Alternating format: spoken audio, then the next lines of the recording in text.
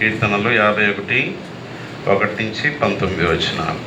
దేవా, నీ కృప చొప్పున నన్ను కరుణించుము, నీ వాత్సల్య బాహుల్యం చొప్పున అతిక్రమం తుడిచివేయము.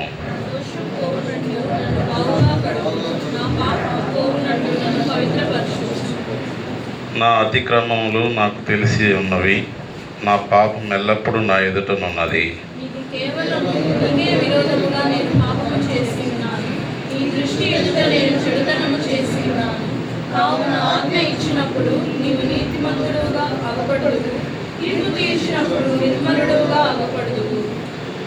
నేను పాపంలో పుట్టినవాడును, పాపంలోనే నా తల్లి నన్ను గర్భమును ధరించెను.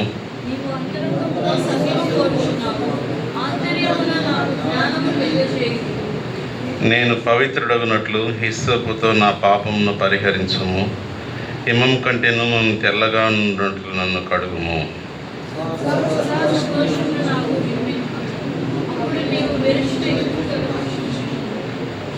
నా పాపములకు విముఖుడవు కమ్ము, నా దోషములన్నిటినీ తుడిచివేయము.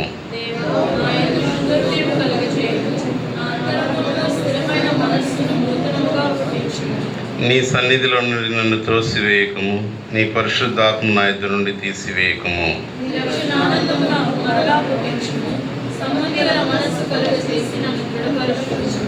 అప్పుడు అతిక్రమం చేయవారికి నీ త్రోవలను బోధించెదను, పాపులను నీ తట్టు తిరిగెదరు.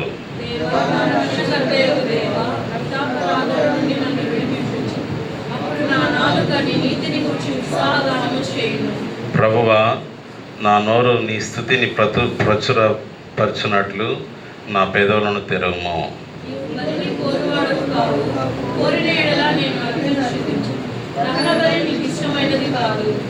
విరిగిన మనసే దేవునికి ఇష్టమైన బలులు. దేవా, విరిగి నలిగిన హృదయాన్ని నేను అలక్ష్యం చేయవు.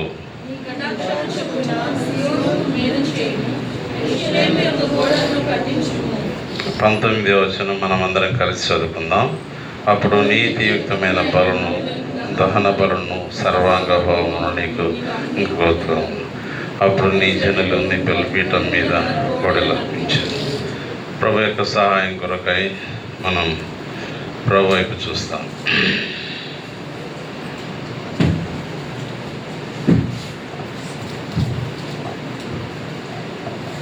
ప్రియ తండ్రి, స్తోత్రంలో వందనములు చెల్లించుకుంటున్నాను. ఇప్పటి వరకు మీ సన్నిధిలో చేరి పాటల ద్వారా నేను ఆరాధించుటకు, గణపరిచి హెచ్చించి పూజించుకుని ఆటకు మాకు ఇచ్చిన శ్రేష్టమైన సమయం కొరకై స్తుతిస్తుంటున్నాను.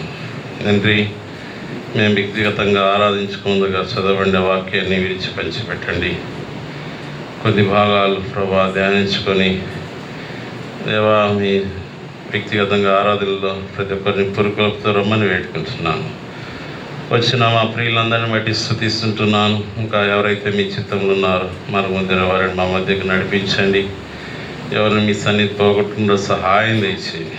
వెనక చెవిని గ్రహించగల హృదయాన్ని దయచేయండి. చెదిరిపోయి తలంపులను దూరపరచండి. ఈ ధర్మశాస్త్రంలోని ఆశ్చర్యమైన సంగతి చూసినట్లు మా కన్నులు తెరవండి. నా నోట మీ మాటలు ఉంచండి. దేవా, సహాయం దయచేయండి. నన్ను ఖాళీ చేయండి. ఈ యొక్క ఆత్మ అభిషేకం కొరకై ప్రార్థిస్తుంటున్నా, కృప చూపించండి. మీ ప్రియులైన వారు ఎటువంటి ఆత్మీయ అక్కరతో ఉంటున్నారో వారి యొక్క ఆత్మీయ అక్కర కొద్ది మాట్లాడుతున్నామని వేడుకుంటున్నాను.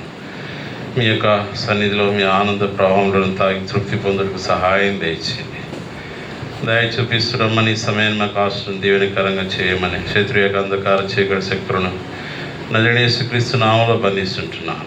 మీరే మహిమ, ఘనత, కీర్తి, ప్రభావం పొందుతున్నామని ప్రభువైన యేసుక్రీస్తు నామమును స్తుతించి ప్రార్థించి అడిగి వేడుకుంటున్నాను పరమ తండ్రి. ఆమేన్.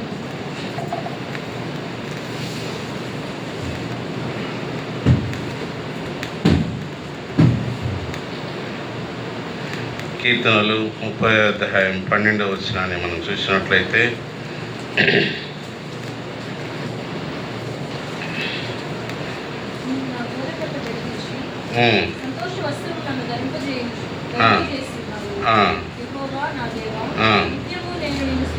నిత్యము నేను నిన్ను స్తుతించాను. దావీదు అంటున్నాడు, తన యొక్క జీవితంలో సంతోష వస్త్రాన్ని నన్ను ధరింప చేసేటివి. కాబట్టి యెహోవా నా దేవా నిత్యము నేను స్తుతించును. కాబట్టి మన యొక్క ఆరాధన అనేది ఒక ప్రభు దినం కాదు, కానీ దేవుణ్ణి నిత్యం ఏం చేయాలా? దావీదు అంటాడు, నిత్యము నేను నిన్ను స్తుతించను. ఇంకా కీర్తనల్లో చూసినట్లయితే దినమునకు ఎన్నిసార్లు స్తుతిస్తున్నాడంట? దినమునకు 119వ కీర్తనలో అంటాడు, చూడండి 119వ కీర్తన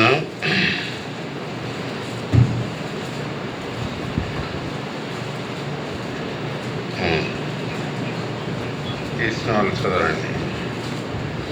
164వ వచనం, 119, 164. నీ న్యాయ విధులను బట్టి దినమునకు 7 మార్లు. కాబట్టి దినమునకు 7 మార్లు దావీదు ఏం చేస్తుంటున్నాడు? కాబట్టి మన ఆత్మీయ జీవితంలో మనం వర్ధిల్లాలంటే, మనం బలం పుంజుకోవాలంటే మరి ఆరాధన అనేది చాలా మనం అవసరమైనది. కాబట్టి దేవుడు మన జీవితాల్లో వ్యక్తిగతంగా దేవుడు ఏం చేస్తున్నాడు దాన్ని బట్టి దేవుణ్ణి స్తుతించాలి. కాబట్టి స్తుతించడం దేవుణ్ణి గణపరచటమే, ఆరాధించటం దేవుణ్ణి గణపరచటమే. నన్ను గణపరచమని నేను గణపరచను. కాబట్టి ఆరాధన అనేది ప్రభువుని గణపరచటం. వారు ప్రభువుకు నమస్కరించి మొక్కిరి అని ఉంది. కాబట్టి ఈ యొక్క ఉదయకాల సమయంలో మనం దేవుణ్ణి ఆరాధించడానికి వచ్చాము. ఆరాధించేటప్పుడు కూడా దేవుడు ఎట్టివారు కావాలని కోరుకుంటున్నాడే, ఆత్మతోనూ సత్యంతోనూ ఆయన్ని ఆరాధించాలి. అట్టివారు కావాలని కోరుకుంటున్నాడు. అంటే మనము సేవించే దేవుణ్ణి మనం ఎరిగి ఆయన్ను సేవించాలి అంటాడు కదా. ఏమంటారు? మీకు తెలియని దాన్ని లోకంలో ప్రియులారా చూసినట్లయితే వాళ్ళకు తెలియని దానిని ఆరాధిస్తుంటున్నారు. ఏది సత్యమైనదో, ఏది దేవుడో, ఏది కాదో వాళ్ళు ఎరగని స్థితిలో ఉంటున్నారు. అందుకే కొరింథీలో అంటారు, 2 కొరింథీ 4లో ఈ లోక సంబంధమైన దేవత వారి మనోనేత్రాలకు ఏం చేసిందంట? అంటే గుడ్డితనం కలగజేసింది. కాబట్టి వాళ్ళు ఎక్కడ ఉంటున్నారు? గుడ్డివాడు ఎట్లా మొత్తం మనం కళ్ళు మూసుకొని ఎలా ఉంటుంది? చీకటి. అందుకే పేతురులో అంటాడు, మీరు చీకటిలో ఉండి ఆశ్చర్యకరమైన యేసుక్రీస్తు ప్రభు అంటారు, నేను లోకమునకు. కాబట్టి మన దేవుడు వెలుగు. ఆయన ఎందుకు చీకటి ఏమాత్రం లేదు. ఆయన పరిశుద్ధుడు. ఆయన ఒక్కటే పరిశుద్ధుడు. ఆయన పరిశుద్ధుడుగా దేవాది దేవుడు మానవ రూపంగా ధరించి లోకానికి వచ్చినాడు. ఎందుకంటే నిన్ను నన్ను విడిపించుట కొరకై. కాబట్టి ఈ దేవాది దేవుడు మనం చదవబడిన వాక్యంలో కొన్ని భాగాలు మనం ధ్యానించుకుందాం. కీర్తనలు 51లో అంటున్నాడు కదా, ఆయన బలి కోరే దేవుడు కాదు. కీర్తనలు 51, 16, 17 వచనాలు చదవండి. నీవు బలిని కోరువాడు కావు, కోరిన ఎడల నేను అర్పించేదను. దహన బలి నీకు ఇష్టమైనది కాదు. విరిగిన మనసే దేవునికి ఇష్టమైన బలులు. దేవా, విరిగి నలిగిన హృదయాన్ని దేవుడు ఏం చేయడు. కాబట్టి మన దేవుడు బలిని కోరే దేవుడు కాదు. లోకంలో చూసినట్టు ప్రియులారా బలులు అర్పిస్తుంటున్నారు. మేకలు, గొర్రెలు, కోళ్ళు వాళ్ళు అర్పిస్తుంటున్నాడు. కాబట్టి అవి కూడా ఆ దేవతలు కూడా బలిని కోరుతుంటున్నాయి. అయితే ఈ దేవుడు ఇటువంటి దేవుడు బలిని కోరే దేవుడు కాదు. ఆయనకు అవన్నీ ఇష్టమైన కాదు. ఆయనకి ఇష్టమైన బలి ఏంటి? విరిగి నలిగిన హృదయం అంటున్నాడు కదా. విరిగిన మనసే దేవునికి ఇష్టమైన బలి. దేవా, విరిగి నలిగిన హృదయంను నీవు. కాబట్టి దేవుడు హృదయాన్ని కోరుకుంటున్నాడు. సామెతలు అంటాడు, నా కుమారుడా నీ హృదయం నాకు. హృదయం ఏమైనా మంచిదా? మత్తయి సువార్తలు అంటాడు, హృదయంలో నుండి ఏమొస్తాయంట? దురాలోచనలు, దొంగతనములు, వ్యభిచారములు, వేశ్యాగములు. అవన్నీ ఎక్కడి నుంచి వస్తాయి? ఇంకా ఇర్మియాలో అంటాడు హృదయం మోసకరమైనది, అది ఘోరమైన. కాబట్టి హృదయం అనేది ఏమైనా మంచిదే కాదు. అయితే అటువంటి ఘోరమైన వ్యాధి గల హృదయాన్ని, అటువంటి మోసకరమైన హృదయాన్ని దేవుడు ఇచ్చినట్లయితే దాన్ని ఎటువంటి హృదయంగా మారుస్తాడు? ఒక గొప్ప నూతన హృదయంగా దేవుడు మారుస్తాడు. అందుకే ఒక కొత్త హృదయాన్ని దేవుడు మార్చే దేవుడిగా ఉంటున్నాడు. చూడండి, మొదటి సమయంలో అంటాడు, 15వ అధ్యాయం 22వ వచనం తీసిన వాళ్ళు చదవండి. మొదటి సమయల్, 1 Samuel chapter 15 verse 22. అందుకు సమూయేలు తాను సెలవిచ్చిన ఆజ్ఞను గైకొనుట వలన యెహోవా సంతోషించినట్లు దహన బలులను అర్పించుట వలన ఆయన సంతోషించున ఆలోచించును. బలులు అర్పించుట కంటే ఆజ్ఞను గైకొనుటయు, పొట్టేలు క్రొవ్వు అర్పించుట కంటే మాట వినుట. కాబట్టి ఈ దేవుడు ఏం కోరుకుంటున్నాడు? బలులు కోరుకుంటున్నాడా? ఆ బలులు ఎందుకు సంతోషిస్తున్నాడంటే ఏం లేదు. దేవుడు 2 విషయాలు కోరుకుంటున్నాడు. ఏం కోరుకుంటున్నాడు? ఆయన ఆజ్ఞలను పాటించాలా, రెండో విషయం ఆయన మాటలు వినాలా. అటువంటి దాంట్లో దేవుడు దాన్నే కోరుకుంటున్నాడు. ఆ యొక్క పొట్టేలు దహన బలులు ఆయన కోరుకోవటం లేదు ప్రియులారా. ఆయన ఆజ్ఞలు గైకొనాలంట. రెండో విషయం ఆయన మాట వినాలంట. ఇది కష్టమా? ఆయన ఆజ్ఞలు గైకొనట ఎంతో క్షేమం, ఆయన మాట వినటం మనకు ఎంతో క్షేమం. అందుకే వీరు అంటారు కదా, మన పెద్దవాళ్ళు చిన్నపిల్లల్ని ఎవరమంటే వీడి మాటే వినడండి అంటారు. అంటే లోబడిన పిల్లలకి ఏమొస్తాయి? శ్రమలు వస్తాయి. కాబట్టి పిల్లలు మన యొక్క విశ్వాస జీవితంలో ప్రభువుకు కూడా మనం లోబడకుంటే, ఆయన ఆజ్ఞలు వినుకుంటే, ఆయన మాటలు వినుకుంటే మనం ఆ యొక్క శ్రమను కొని తెచ్చుకునే వారుగా ఉంటాం. ఎప్పుడైతే ఆయన ఆజ్ఞల్లో మనం నడుస్తున్నామో, ఎప్పుడైతే ఆయన మాట వింటామో, మన యొక్క జీవితం ఎంతో క్షేమంగా నెమ్మదిగా గడుస్తుంది. కాబట్టి ఇది కోరుకుంటున్నాడు ఆయన. మన దహన బలులు కానీ, ఆ యొక్క పొట్టేళ్ళు కానీ ఆయనకి ఇష్టమైనది కాదంటున్నాడు దేవుడు వాక్యం స్పష్టంగా మనకు సెలవిస్తుంటుంది. ఇంకా కూడా చూసినట్లయితే హోషేయలు అంటాడు కదా, 6వ అధ్యాయం, హోషేయ 6వ అధ్యాయం 6వ వచనాన్ని మనం గమనించినట్లయితే చదవండి తీసిన వాళ్ళు. హోషేయ, నేను బలిని కోరను కానీ ఏం కోరుచుంటున్నాడు మన దేవుడు? కాబట్టి పిల్లరా, మనం బలులు అర్పించడం కంటే మనం కనికరం కలిగి ఉంటా ఎంతో శ్రేష్టమా? కనికరంనే కోరుచున్నాను, దహన బలుల కంటే దేవుని గురించిన జ్ఞానము నాకు ఇష్టం. కాబట్టి మనం కూడా ఏముండాలంట? దేవుడి గురించిన జ్ఞానం అనేది మనకు ఉండాలి. కాబట్టి ఈ దేవుడు ఎటువంటి దేవుడు? ఈ దేవుడు బలవంతుడైన దేవుడు. ఎర్ర సముద్రాన్ని 2 పాయలుగా చేసిన దేవుడు. ఐగుప్తులో ప్రజలను, ఇశ్రాయేల్ ప్రజలను విడిపించడానికి 10 తెగుళ్ళు వాళ్ళ మీద ఏం చేసినాడు? రప్పించినాడు. ఫరో యొక్క కఠిన హృదయాన్ని దేవుడు ఏం చేసినాడు? వాళ్ళ నుండి విడిపించినాడు. ఎన్నో అద్భుతాలుగా చేసినాడు. ఆకాశం నుండి మన్నాను కురిపించినాడు. ఇశ్రాయేల్ ప్రజలకి పగటిలో మేఘస్తంభంగాను, రాత్రిలో. పిల్లరా, వాళ్ళు ఎన్ని సంవత్సరాలు నడిచినారు? 40 సంవత్సరాలు వాళ్ళు ఆ యొక్క వనాంతరం, ఆ యొక్క అడవి ప్లేస్లో నడుస్తూ వచ్చారు. అయితే 40 సంవత్సరాలు మనం ప్రయాణిస్తే మనం బ్రతకగలమా? అందుకే దేవుడు వారికి పగటిలో ఎట్లా ఉన్నాడు? కాబట్టి మేఘం మన మీద ఉన్నప్పుడు ఎటువంటి గాలి వీస్తుంది? చాలా చల్లగా వీస్తుంది. పగటిలో మనం పాట కూడా, పగటిలో మేఘస్తంభంగాను, రాత్రిలో. కాబట్టి వాళ్ళ నుండి నడిపించినాడు. కాబట్టి కనికరంనే కోరుచున్నాడు, ఈయన బలిని కోరటలేదు. ఆ దేవుడి గురించిన జ్ఞానం అనేది మనకు అవసరం కావాలని దేవుడు సెలవిస్తుంటున్నాడు. ఇంకా చూసినట్లయితే మీకా 6వ అధ్యాయం 6వ వచనం 7వ వచనం కూడా చూసినట్లయితే, మీకా ఏమి తీసుకొని వచ్చి యెహోవాను దర్శింతును. ఏమి తీసుకొని వచ్చి మహోన్నతుడైన దేవుని సన్నిధిని నమస్కారం చేతును. దహన బలులను 7 దూడలను అర్పించి దర్శింతున్నా. వేల కొలది పొట్టేళ్లను, వేలాది నదులంత విస్తార తైలమును ఆయనకు సంతోషం కలజేయన.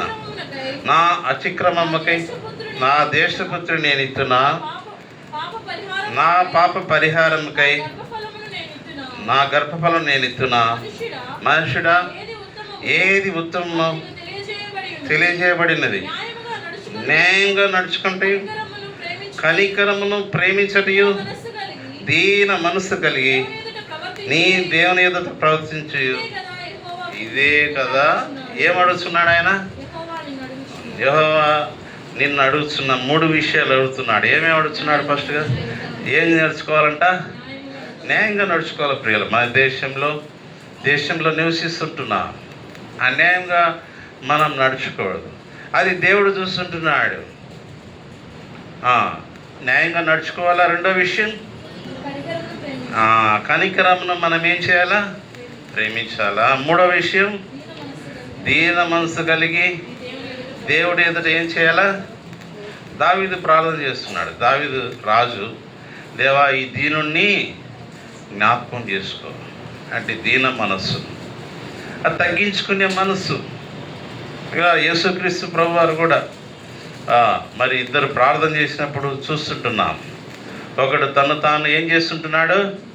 హెచ్చించుకుంటున్నాడు. అతని ప్రార్థన అంగీకరించబడిందా?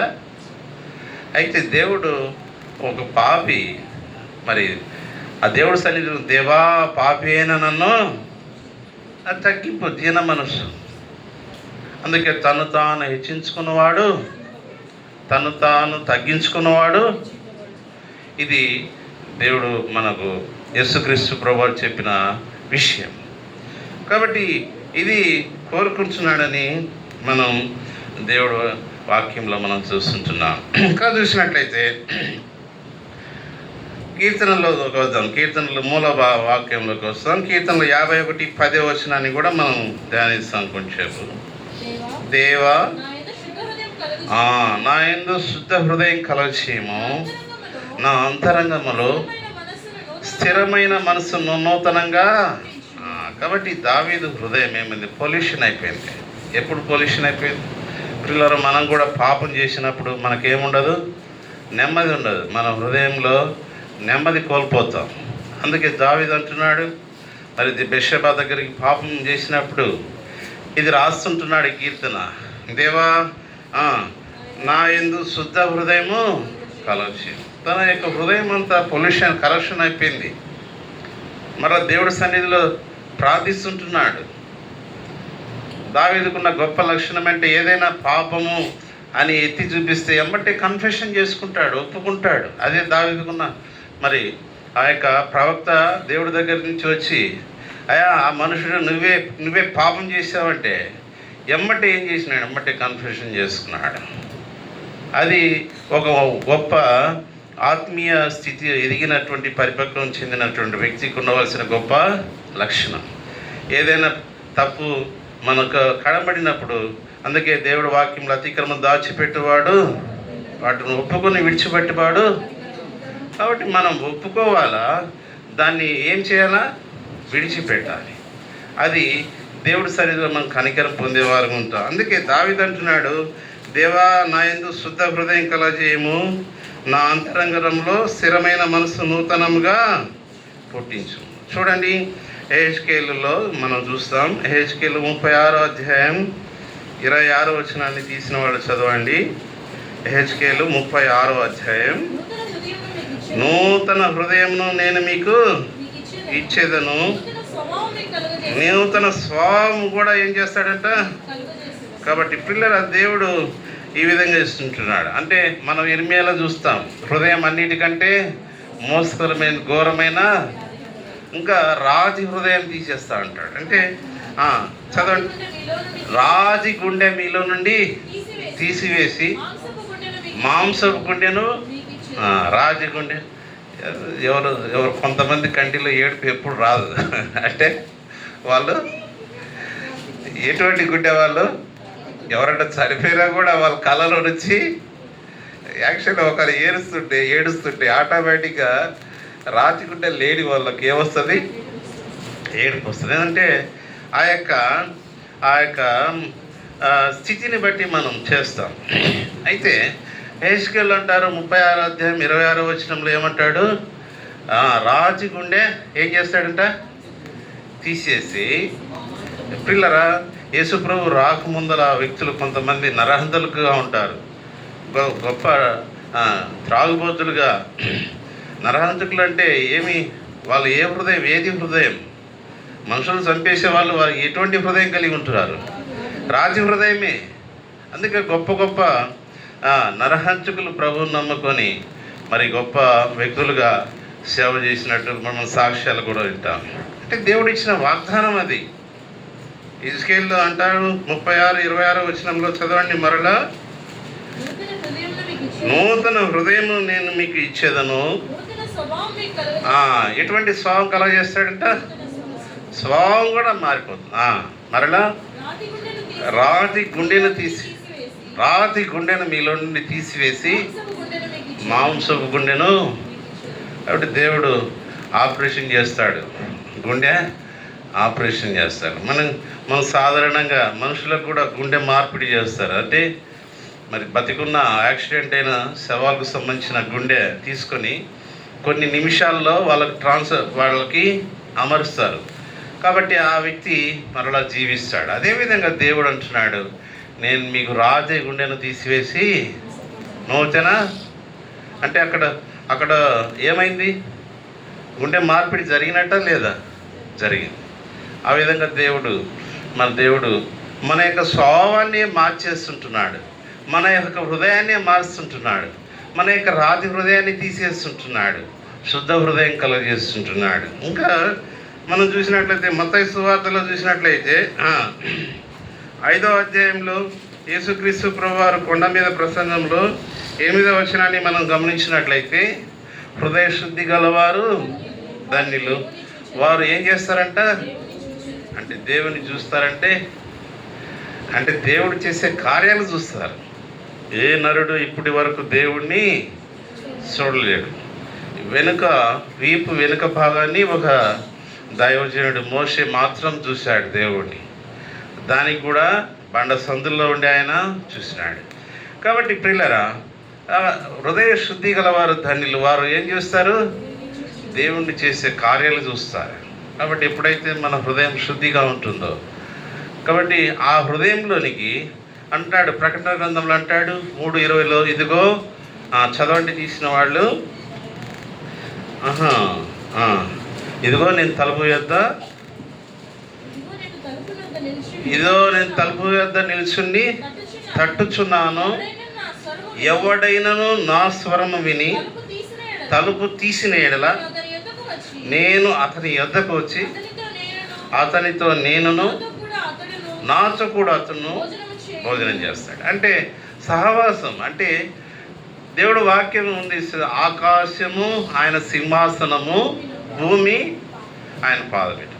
అటువంటి పెద్ద గొప్ప దేవుడు, ఈ ఆకాశమే పట్టజాలన్నటువంటి దేవుడు ఎక్కడ ఉండాలని దేవుడు కోరుకుంటున్నాడు, మన హృదయంలో వాసం చేయాలని కోరుకుంటున్నాడు. ఎప్పుడైతే ఎవడైనాను క్రీస్తు నందున ఎడలవాడు, కాబట్టి క్రీస్తు నందుందంటే అతని యొక్క వ్యక్తి హృదయంలో ఎవరు వాసం చేస్తుంటున్నారు. అందుకే దావీదు ప్రార్థన చేస్తున్నాడు, పరిశుద్ధాత్మను నా యొద్ద నుండి. ఇప్పుడు మనం మూలవాక్యంలోకి వస్తాం. 51వ కీర్తన, ఆ వాక్యాన్ని కూడా మనం చదువుకుందాం. 51వ కీర్తనలో 11వ వచనం చదువు. నీ సన్నిధిలో నుండి నన్ను త్రోసివేయకము, నీ పరిశుద్ధాత్మను నా యొద్ద నుండి. పిల్లరా, మనం ఎప్పుడైతే పాపం చేస్తామో మనలో ఉన్న దేవుడి యొక్క ఆత్మ అనేది ఏమైపోతుంది, ఇక్కడ దావీదు అంటున్నాడు, పరిశుద్ధాత్మను నా యొద్ద నుండి పాపం చేసినాడు. దేవుడి యొక్క తన మీద దృష్టి ఉంచి ఆలోచన చెప్పేది తప్పిపోయినట్టుంది. అందుకే అంటున్నాడు, నీ పరిశుద్ధాత్మను నా యొద్ద నుండి నీ సన్నిధిలో నుండి నన్ను.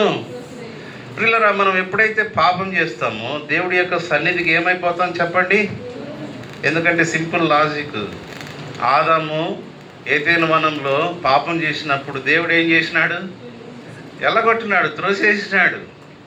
అదే ఈ యొక్క స్ట్రక్చర్ ఇక్కడ కూడా వస్తుంది. మనం పాపం చేసినట్లయితే దేవుడి సన్నిధి నుండి దేవుడు మనల్ని త్రోసివేసేవాడుగా ఉంటాడు. అందుకే నీ పరిశుద్ధాత్మను నా యొద్ద నుండి త్రిసివేయమని దావీదు ప్రార్థన చేస్తుంటున్నాడు. కాబట్టి ఈ యొక్క ఉదయకాల సమయంలో దేవుడు 9వ వచనాన్ని కూడా మనం చదువుకుందాం. 51 నా పాపములకు విముఖుడు కమ్ము, నా దోషములన్నిటినీ. పిల్లల దోషాన్ని తుడిచివేస్తే మరలా కనబడతాయా? ఒక టీచర్ బోర్డు మీద రాస్తాడా? తర్వాత స్టూడెంట్స్ మరలా నోట్ చేసుకున్న తర్వాత ఏం చేస్తారు? ఆ యొక్క రాసినవన్నీ ఏం చేస్తారు? డస్టర్ తోటి తుడిచివేస్తే మళ్ళీ కనబడతాయా? మన పాపాలు కూడా అంతే. యేసుక్రీస్తు ప్రభువారు మన పాపాలు క్షమించినప్పుడు మరలా అవి జ్ఞాపకం చేసుకోడు. కీర్తనలు అంటాడు కదా, కీర్తనలు 103లో చూసినట్లయితే కీర్తనలు 103 12వ వచనాన్ని మనం చదువుకుందాం. కీర్తనలు 103 12వ వచనాన్ని మనం చదువుకుందాం. పడమటికి తూర్పు ఎంత దూరము, ఆయన మన అతిక్రమమును ఎంత దూరపరిచినాడంట. పడమటికి తూర్పు ఎంత దూరం మనకు తెలుసా? పడమట తూర్పు ఎంత డిస్టెన్స్? మనం అంత డిస్టెన్స్లో మన పాపములను మనం దూరపరిచినాడు. ఆయన మన అతిక్రమలను తుడిచివేసినాడు. ఆయన అంత దూరపరిచినాడు. అంత చూడండి. ఇంకా చూసినట్లయితే యెషయాలో 43వ అధ్యాయం 25వ వచనాన్ని కూడా మనం చదువుకుందాం. యెషయా 43వ అధ్యాయం 25వ వచనాన్ని కూడా చదువుకుందాం. నేనే నా చిత్తానుసారంగా నీ అతిక్రమలు ఏం చేస్తానంట? తుడిచివేస్తే మళ్ళీ కనపడవు. సాతానుడు నిన్ను గలిబిలి చేయొచ్చేమో అయ్యో అని. అయిపోయినాయి, పాపాలు క్షమించబడ్డాయి, నువ్వు పరిశుద్ధిగా అయిపోడ్డావు. నేను నీ పాపములు ఏం చేస్తున్నాను? మనుషులు జ్ఞాపకం చేస్తాడు. ఒకప్పుడు తాగుబోతు అయితే నువ్వు తిరిగిపోతు తాగుబోతుంది ఒకప్పుడు. అయితే దేవుడు ఏమంటున్నాడు? అసలు నేను జ్ఞాపకం చేసుకొని అంటాడు. దేవుడు వాక్యం సెలవిస్తుంది, నేను నీ పాపములను. చూడండి, యెషయా 43వ అధ్యాయం 25వ వచనంలో లాస్ట్ భాగం, నేను నీ పాపములను. కాబట్టి జ్ఞాపకం చేసుకోడు దేవుడు, క్షమిస్తాడు. 1 యోహాను 1:7 ప్రకారం ఆయన కుమారుడైన యేసుక్రీస్తు రక్తం ప్రతి పాపం నుండి కడిగి మనల్ని ఏం చేస్తుంది? పవిత్రం చేస్తుంది. అందుకే యేసుక్రీస్తు ప్రభువారు ఆ కలవరిశిలలో రక్తాన్ని చిందిస్తూ వచ్చాడు. నీ యొక్క నా యొక్క పాపముల కొరకే ఆయన రక్తాన్ని చిందిస్తూ వచ్చాడు.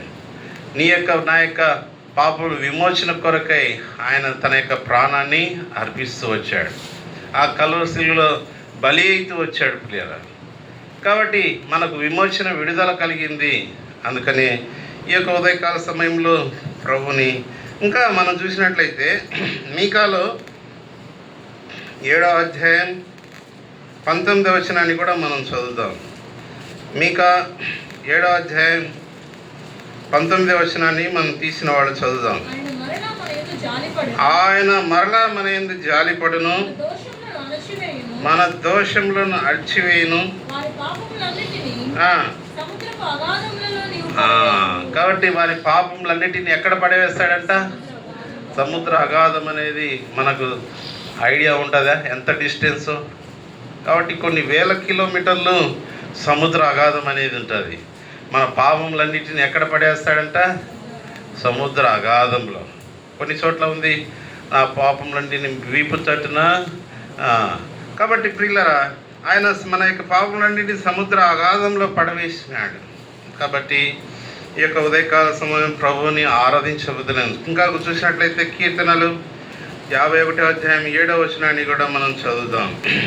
కీర్తనలు 51వ అధ్యాయం 7వ వచనాన్ని కూడా మనం చదువుదాం. నేను పవిత్రుడు నగునట్లు ఈసోపుతో నా పాపమును ఏం చేయాలంట? పరిహరించుము. హిమము కంటేను నేను తెల్లగా ఉన్నట్లు నేను నన్ను కడుగుము. కాబట్టి దావీదు తన యొక్క జీవితంలో మరి పాపం చేసినప్పుడు దేవుడి సన్నిధానంలో పశ్చాత్తాపడుతుంటున్నాడు. ప్రభువా, నన్ను కడగండి, శుద్ధీకరించండి, పరిశుద్ధపరచండి, నన్ను త్రోసివేయకండి, ఆ యొక్క కోల్పోయిన ఆనందాన్ని మరలా పుట్టించండి. కాబట్టి మనం పడిపోయినా కూడా ఏమయ్యకూడదు, వెనుకం చేయకూడదు. నీతిమంతులు ఎన్నిసార్లు పడతారంట? 7 సార్లు పడినా కూడా మరలా ఏం చేస్తారు? తిరిగి లేస్తారు. కాబట్టి పడిన చోటనే ఉండమని కాదు, కానీ మన యొక్క విశ్వాస జీవితంలో ఎక్కడైతే పడిపోయామో మరలా పడిన స్థితి నుండి దేవుడు లేవాలని కోరుకుంటున్నాడు. అందుకే దావీదు పడిపోయాడు, మరలా లేవలేదా? ఒప్పుకుంటున్నాడు. దావీదు తన యొక్క జీవితంలో మరలా సమస్తాన్ని సమకూర్చుకున్నాడు. ఎప్పుడైతే మన యొక్క జీవితంలో పాపం చేస్తాం, మనం నష్టంలో గుండా పోతూ ఉంటాం. అయితే ఆ నష్టం గుండా దేవుడి సన్నిధిలో ఒప్పుకున్నప్పుడు దేవుడు ఆ నష్టాన్నంతటి మరలా లాభంగా చేకూర్చే దేవుడిగా ఉంటాడు. కాబట్టి ఇక్కడ హిస్సోపుతో కడగమంటున్నాడు. చూడండి, యెషయా 1వ అధ్యాయం 18వ వచనాన్ని మనం గమనించినట్లయితే, యెషయా 1వ అధ్యాయం 18వ వచనాన్ని మనం రండి మన వివాదం తీర్చుకుందాము, మీ పాపములు రక్తం వలె ఎర్రవైనను, ఆయన హిమం వల్ల ఏం చేస్తాడంట? తెల్లబడను. కెంపు వలె ఎర్రవైనను, గొర్రెపచ్చు వలె తెల్లవి అవును. కాబట్టి ప్రియులరా, మన పాపంలో ఎర్రగా ఉన్న ఆయన తెల్లగా చేసే దేవుడుగా ఉంటున్నాడు. మన పాపంలో క్షమించుటకు సిద్ధ మనసు కలిగిన దేవుడు ఆయన. నా యుద్ధకు వచ్చువనండి, నా మాత్రము త్రోసివేయనంటున్నాడు. అంతేకాకుండా ఆయన మన మనస్సాక్షిని కూడా ఏం చేసినాడు? శుద్ధీకరించినాడు. పాపం చేసినప్పుడు మన మనస్సాక్షి అనేది యేసుక్రీస్తు ప్రభువే. మనం పాపం చేసినప్పుడు నువ్వు ఈరోజు పాపం చేసావు కదా అనేది మన మనస్సాక్షి గద్దిస్తుంది. అయితే ఆ మనస్సాక్షిని కూడా దేవుడు ఏం చేస్తున్నాడు? శుద్ధీకరిస్తుంటున్నాడు. చూడండి, మనం హెబ్రీయులకు రాసిన పత్రికలో 9వ అధ్యాయంలో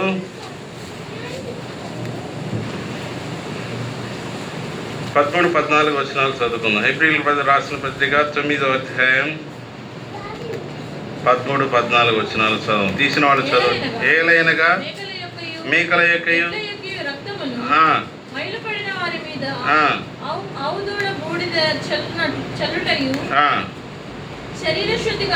శరీర శుద్ధి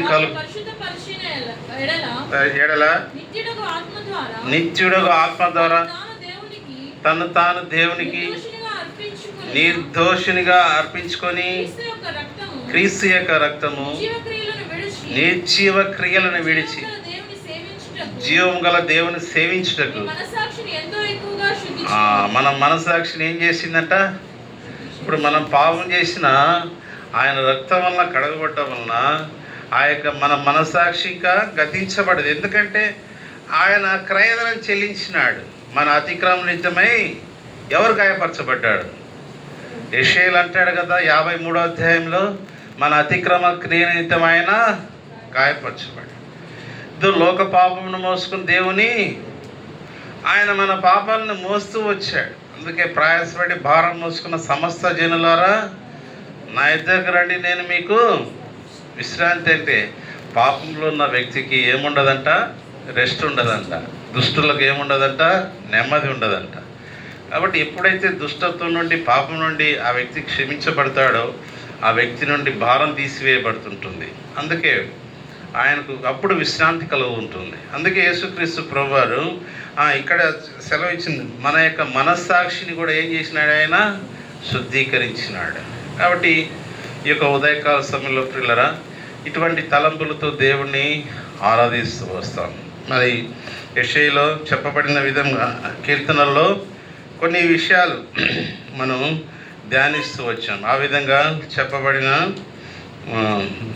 వాక్యానుసారంగా ప్రభువుని ఆరాధించుటకు ప్రభు మనకు సహాయం దయచేయను కాక. మనకు పాఠం సాంగ్ మనమందరం లేచి ఒక పాట పాడుకుందాం. తర్వాత మనం ఆరాధనకి ప్రవేశిస్తాం.